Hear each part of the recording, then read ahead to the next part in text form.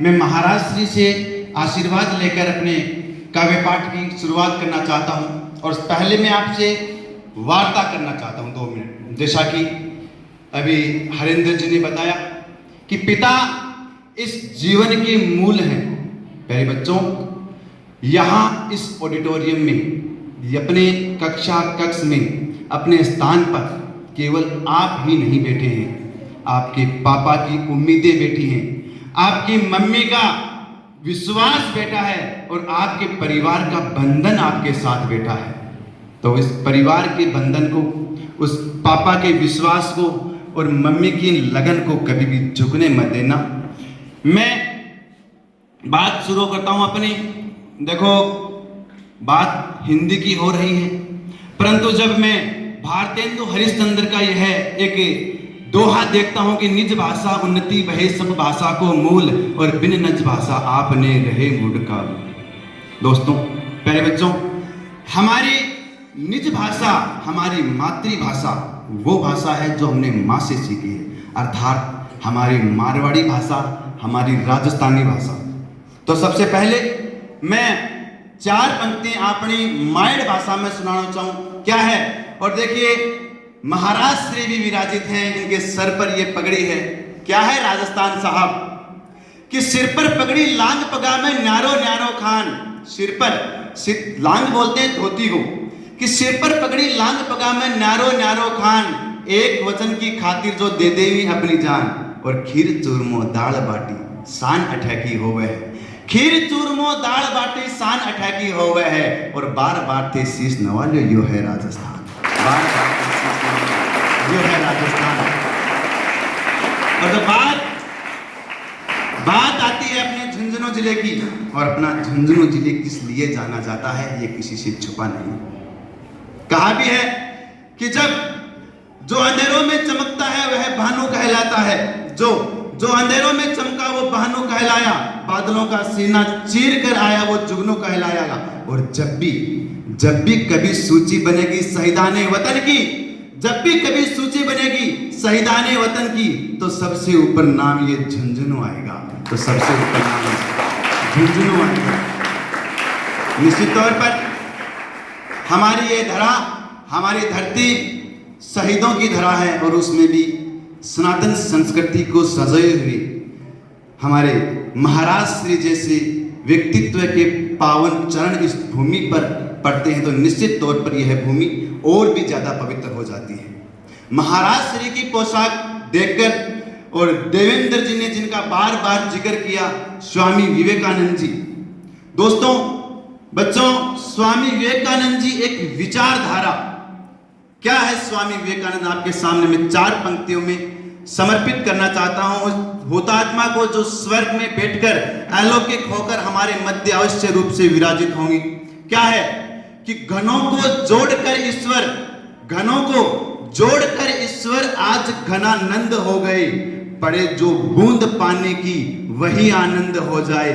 और सनातन धर्म का परचम जहां में खूब फहराया, सनातन धर्म का परचम जहां में खूब फहराया, जो मन को बांध ले जग में विवेकानंद हो जाए। जो मन को बांध ले जग में विवेकानंद हो जाए। अब आप लियो बात पर आ जाओ, है ना? क्योंकि जोश की बात होगी, होश की बात होगी। अब अगर इस कार्यक्रम का समापन थोड़े से फुलझड़ियों के साथ नहीं किया जाए, थोड़ी सी चहक के साथ नहीं किया जाए, तो ये आंगन एक बार पुनः हमें सोना लगेगा। जैसा कि गुरुजी ने बताया कि शिक्षक हमेशा प्रेरणा के स्रोत रहे हैं, वैसा हमारे टाइम भी शिक्षक हमारा प्रेरणा के स्रोत है। कैप्टन साहब, मैं थाने बताना चाहूँ, हमारे टाइम पर हमारा पीटीआई जी है भोलाराम जी, और मैं दौड़ में हाँ ठीक ठाक। तो ई ग्राउंड की बात है। आप देखो, मेरे लिए सौभाग्य की बात ये भी है कि मैं इस मिट्टी में, इस ग्राउंड में, मैं मेरे पूरे 12 साल मैंने यहाँ पर बिताए हैं। मैं कक्षा 1 से लेकर कक्षा 12 तक इसी विद्यालय का छात्र रहा हूँ, जिसमें मैं, मेरे शिव कुमार जी सर, आपके शिव कुमार जी सर होते हैं लेकिन मेरे अंकल जी हैं, हमें ये मेरे सीनियर थे, हम इसी रज में खेले हैं, हम यहीं पर बड़े हुए हैं। तो भोलाराम जी लाइन खींच के हमको दौड़ाया करते थे और अब दौड़ में ठीक ठाक है, हालांकि अब भी ठीक है, कोई बड़ी बात को नहीं, भले मंच पर नंबर 100 लास्ट में आवे लेकिन दौड़ में आज भी ठीक है।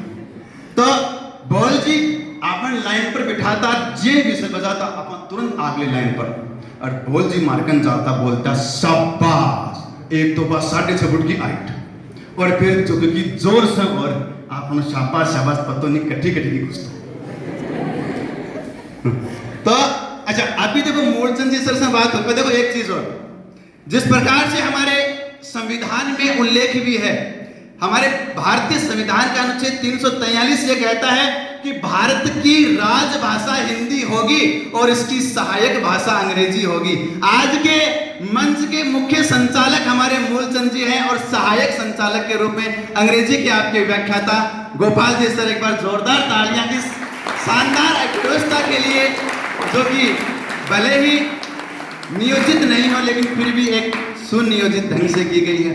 तो अभी मैं मूलचंद जी से बात कर रहे कि भाई साहब आप तो बहुत ठाडा माटियों जुड़ रहा, तो मूलचंद जी बोलिया कि मेरू ज्यादा माटियों फेंकूं जुड़ रहा, बोले नहीं, मैं बोले मेरे दादाजी को नाम आलूराम, ये बोला मेरो तो नाम ही मूलचंद है, जिंदगी भर आता हूं ज्यादा माटी कमाए रही हूं, अब मेरू ज्यादा माटियों कौन जुड़ रहे बताओ। तो एक बार जोरदार तालियां अपने मूलचंद जी सर के लिए भी।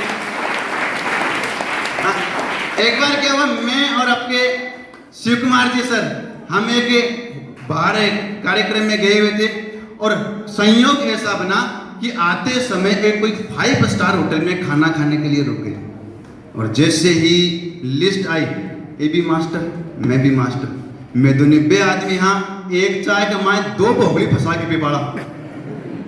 तो जे मेनू कार्ड आयो बिग माई चाय की कीमत देखी 550 रुपया, मर्दन्या को पसीना आया कि जिंदगी में इतनी महंगी चाय को नहीं पी।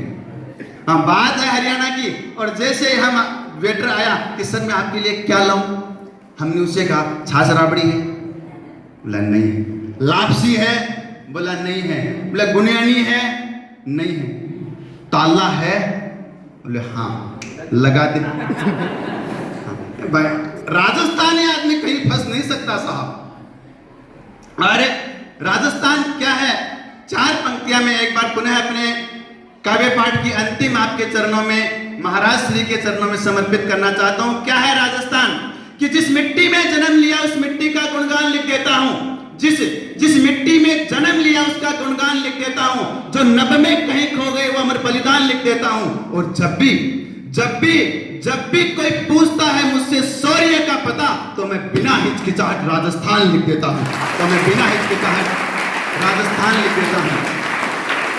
न हिंदू बेटा है न मुसलमान बेटा है, न हिंदू बेटा है न मुसलमान बेटा है, इस समय मेरे सामने मेरा आने वाला हिंदुस्तान बेटा है, इस समय मेरे सामने ये मेरे आने वाला हिंदुस्तान बेटा है, और राह में आने वाली हर बाधा को ये खा जाएंगे, और वो दिन दूर नहीं जब ये आसमान में छा जाएंगे, वो दिन दूर नहीं जब ये आसमान में छा जाएंगे। जय हिंद, जय भारत, जय जय राजस्थान।